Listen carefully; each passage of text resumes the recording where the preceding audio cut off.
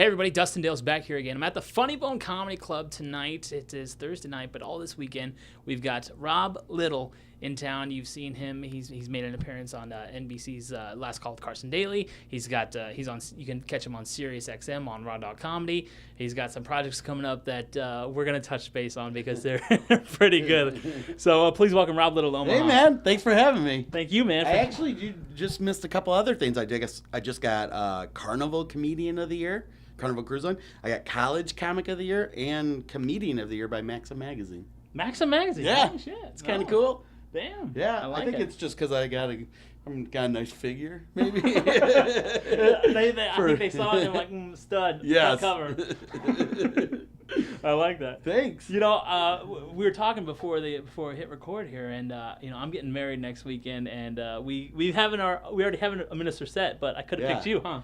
Yeah, I do a lot of gay weddings, and what? No, whatever. I actually have done a bunch of comedians' weddings, and some friends of mine I've done, and I try to make them unique, you know, because especially if it's people I know, you know, you can kind of write it to kind of mess with them a little bit, and it makes it kind of more fun. So I actually just pitched an idea. I was working with Regis Philbin's company, RAF Entertainment, and I came up with this idea where we meet couples. They all want to do like a weird wedding, and let's say it could be anything from like an underwater wedding, like an ice arena, you know, whatever. Harry Potter themed was one couple we met, even nudists and stuff. So we would like basically meet the couple why they want to do that, and then we do it. We just set it all up, and if it's a nudist, I have to be that way, and we write out the ceremony for them, and it sounds like a train wreck, but it's got to be fun to watch, I would think. It's got to be better than a lot of the stuff that's out there right now. So, have you filmed any of that yet? No, not yet. We're like in the pitch stage right now with some networks, so kind of excited about that. What's the craziest one you think you're going to have to do? At least you've been talking about. Oh, the nudist one's kind of scary to me. That one. But you're Maxim Magazine. No, that doesn't mean I'm. No, I don't know. I'm not afraid to do it, but I think that would be the craziest one. Anything else, we're dressed in some weird costume or something, so I don't mind. If you were getting married and you could pick any type of wedding, Hollywood-based, activity-based, whatever, what would you pick as like your coolest wedding ever? Oh my God, that's an awesome question. I've never been asked that one. Because I've only been engaged once, and that didn't work. And then, God, I think it would probably be like an ice cream themed wedding, like just ice cream everywhere, maybe even sit in a big bowl of it or something. I don't know. That sounds awesome to me. That sounds awesome. I better get an invite to that wedding. Yeah. Anybody can come to that one. Just cookie dough everywhere. That sounds phenomenal. Yeah. That does sound good. Yeah, just off the top. That's what I'm doing. I got to find a lady now. Pull up Tinder. Let's start. Let's see. Right, left. Right there.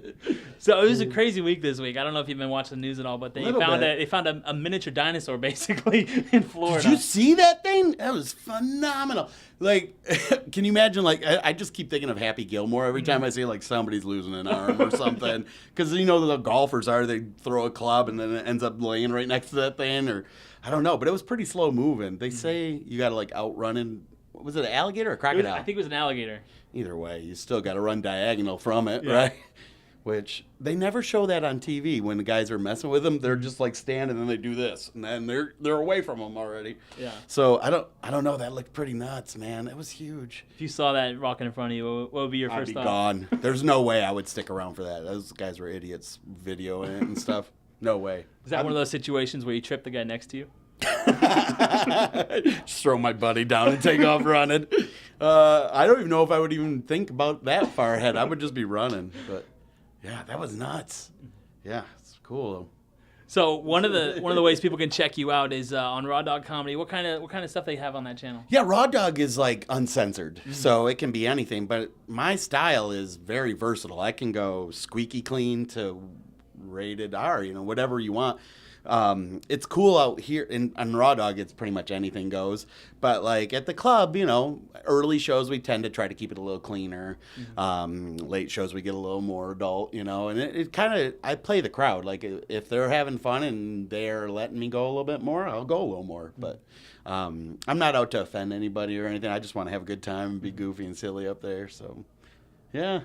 And what other kind of TV projects can people catch you out on? The other thing I've been working on is I'm a big history buff. I hated it when I was younger, but man, I love it now. So I think it's because I travel so much, so I get to see a lot of history. And so I think a lot of people find history boring, which is a bummer because, I mean, we're here because of what happened, you know? And so I came up with this idea where I go all over the country. We go to different historical sites, learn some cool facts, and then like I reenact them or do funny, goofy sketches. And the show is called Here's a Little History with Rob Little. And like there's another show right now called Drunk History where they get drunk and they retell this thing. Mine is like real history. And then we do funny, goofy sketches. So like we did one I'm from Detroit, so we did Henry Ford, and he's a huge historian himself, and he had a lot of cool, he's got the chair Lincoln was assassinated in, he's got the bus Rosa Parks sat in, and I got to sit right where she sat. It was really cool. Like I always thought she was in the back of the bus, it was either the back or the front, right? It's right in the middle was where she sat. Oh, and really? that was the big deal, and it was like, who cares? You know? Yeah, because it was whites in the front, blacks in the back, and she sat in the middle, and she wouldn't move, and it's ridiculous. Now you think that, and you're like, this is ridiculous, but it's cool history. He's got a letter from Bonnie and Clyde, the famous bank robbing couple, thanking him for creating the V8 engine because it helped him get away so many times in robberies. And I was like, you never hear of criminals writing thank you letters anymore, you know? So we did some sketches on that, and it's just really fun. And I started, we pitched it to Regis's company, and Regis was like, this show is great. And I was like, oh my God, this is awesome. And I've been like taking it around to like schools, and it's really good for the kids too, because it keeps them focused in on it, because, you know, it's history and it can get dry. So I think, you know, I'm not out to make fun of history. I'm trying to make history fun. Gotcha. So that's the show. That's the one I'm working on now. And I just moved to New York City, which is a huge transition for me. I'm from a town in Michigan with one light. So like oh my God, it's so different.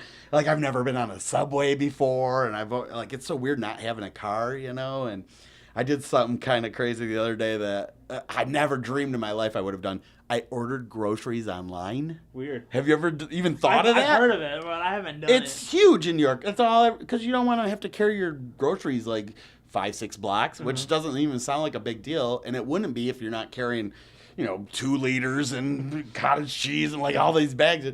And so I started doing that, and it's awesome. It is so nice. They bring it right to your apartment. I'm like, oh, this is great. So now I just leave the refrigerator door. I'm like, just put it away, too. I'm too lazy to do it just on my own. So, yeah, it's awesome out there. It's exciting. It's like so alive, and it's a really neat experience. It's fun. I'm loving it. First time I rode the L train in Chicago, I was trying to go to the airport and I wound up at a cemetery. So you got to be careful. Oh yeah, you got to be careful. Here's something I guess I never really, you know, you never really see yourself as a certain like do you ever get people, like you're obviously working TV and stuff, but do you ever like people go, oh, you look like you'd be a baseball player or something? You know what I mean? Here's something I never even thought once about myself, but it happens almost every day on the subway. I'll be sitting there, and this is the first time it happened. These 4 big, huge African-American guys get on the train, and they all look at me, and then they look at each other, and they said, uh-oh, and they walked right off the train. And I was like, yeah, I'm from Detroit, you know, like, God. And this little lady sitting next to me, she goes, they think you're a cop. So apparently I look like an undercover cop, like I guess I got my backpack on, I'm just kind of sitting there trying to be all tough and stuff, but as soon as I smile, I ruin it. They know I'm not a cop, you know, so and it sucks because I want to see them perform. Yeah. That's what they're getting on to do, is there's like always performers on the trains, but it's illegal if they ask for money, which I didn't know that either. I didn't either. So they can perform if they want, but they're not supposed to ask for money, but apparently they stick undercover cops on trains all the time. Interesting. I don't know. So I got another. I don't have to worry about anywhere I go in New York. They all think I'm a cop. I'm fine. Sometimes that's not a bad thing. Yeah, I love it. It's not a bad thing. It's either that or Rick from Pawn Stars. It's the other one I get all the time. So Bit of a difference there. Yeah, way big.